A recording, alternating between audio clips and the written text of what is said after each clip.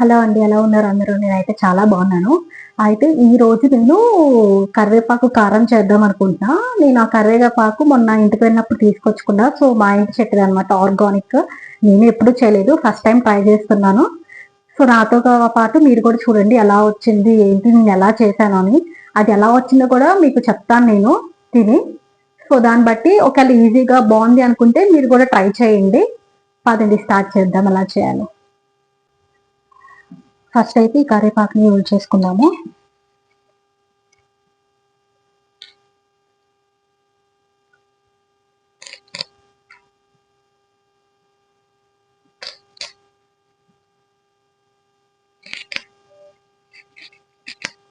ఇది తెచ్చి 2 days అవుతుంది, అందుకని ఇలాగా వెళ్ళిపోయినట్టు కనిపిస్తుంది. బట్ కానీ ఆకైతే ఫ్రెష్ అనమాట, ఇంట్లోనే పండించింది ఆర్గానిక్గా, ఎలాంటి మందులు ఏమీ కొట్టకుండా మంచి మంచివన్నీ వేరుకుందాం. కరివేపాకు మొత్తం చేసుకొని ఇట్లా బాగా వాష్ చేసుకోవాలన్నమాట. ఒక గుడ్డలో వేస్తున్నాను అనమాట డ్రై అవటానికి, తేమ లేకుండా డ్రై అవుతుంది. ఒక గుడ్డ క్లాత్లో వేస్తున్నాను అనమాట. ఇలాగా మీకు టైం ఉంటే ఆరబెట్టుకోండి, లేదు టైం లేదు మేము క్విక్గా చేసుకోవాలి అంటే ఇంకో పొడి క్లాత్తో ఇట్లాగా తుడిచేసాను అనమాట. నేను ఇదే క్లాత్, ఇది పెద్దది అనమాట క్లాత్, అందుకని నేను దీంతోనే తుడిచేస్తున్నాను. లేదు మాకు టైం ఉంది అంటే మీరు కొంచెంసేపు ఆరబెట్టుకోవచ్చు అనమాట. అంటే తేమంతా పోయే వరకు ఆరబెట్టుకోవాలి. నాకు అంత టైం లేదు ఇప్పుడు, అందుకని నేను ఇట్లాగ గుడ్డతో తుడిచేస్తున్నాను అనమాట తడంతా మ్యాక్సిమం.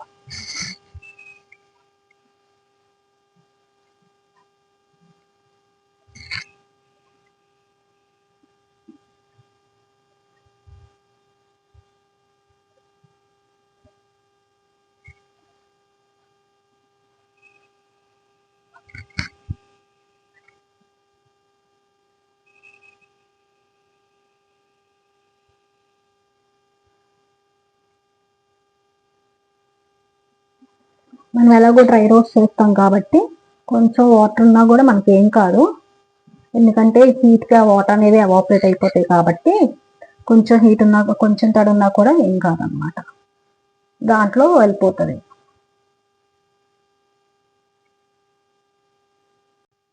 తేమంతా ఆరిపోయినాక మనం ఇప్పుడు ఆ కరివేపాకుని రోస్ట్ చేసుకోవాలన్నమాట. నేను నిజం చెప్తున్నానండి, రోస్ట్ చేసినప్పుడు స్మెల్ ఉంది అస్సలు మామూలుగా లేదండి, స్మెల్ అయితే సూపర్ ఉంది అసలు. సో కరివేపాకు మనం ఎప్పుడు రోస్ట్ అయిద్దని తెలుస్తుంది అంటే మనం పట్టుకుంటే క్రిస్పీగా ఉండాలన్నమాట. క్రిస్పీనెస్గా ఉంటే అది రోస్ట్ అయినట్టు. సో తేమ లేకుండా రోస్ట్ చేసుకోండి. సేమ్ నేను అదే ప్యాన్లో 10 నుంచి 15 ఎండుమిరపకాయలు తీసుకొని వాటిని కూడా డ్రై రోస్ట్ చేస్తున్నాను. మీకు ఇంకా స్పైసీ కావాలంటే కొంచెం ఇంకా ఎక్కువే తీసుకోవచ్చు అన్నమాట ఎండుమిరపకాయలు. సో నాకు ఇవి సరిపోతాయని నేను ఇంతే తీసుకున్నాను. మీకు కావాలంటే మీరు ఇంకా ఎక్కువ తీసుకోవచ్చు. సో అవి కూడా తీసుకొని పక్కన పెట్టుకొని దాంట్లో నేను వెల్లుల్లిపాయ రెబ్బలు, మినపప్పు గుళ్ళు 1 స్పూను, జీలకర్ర 1 స్పూను, పెసరపప్పు 1 స్పూను, ఇవి వేసుకొని మొత్తం అవి కూడా డ్రై రోస్ట్ చేసుకొని అవి కూడా తీసి పక్కన పెట్టుకున్నాను. సో ఇప్పుడన్నీ నేను మిక్సీ కొట్టేసుకున్నాను అనమాట. ఫస్ట్ అయితే ఎండుమిరపకాయలు అవన్నీ మిక్సీ పట్టుకున్న తర్వాత అది కొంచెం రోస్ట్ అయినాక కరివేపాకు కూడా వేసేసి మొత్తం నేను రోస్ట్ చేసుకున్నాను. దీంట్లో కొంచెం చింతపండు, ఉప్పు కూడా వేసుకున్నాను అనమాట. సో ఫైనల్గా ఇట్లా వచ్చింది. మనం రోస్ట్ గ్రైండ్ చేసుకుంటే ఇదంతా ఒక సర్వింగ్ బౌల్లో తీసుకొని సర్వ్ చేసుకోవటం అన్నమాట. సో ఫైనల్గా మనకి కరివేపాకు కారం రెడీ అయిపోయింది.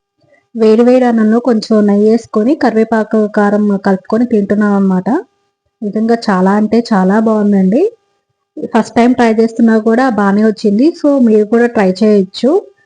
సో ట్రై చేసి ఎలా ఉందో కామెంట్ చేయండి.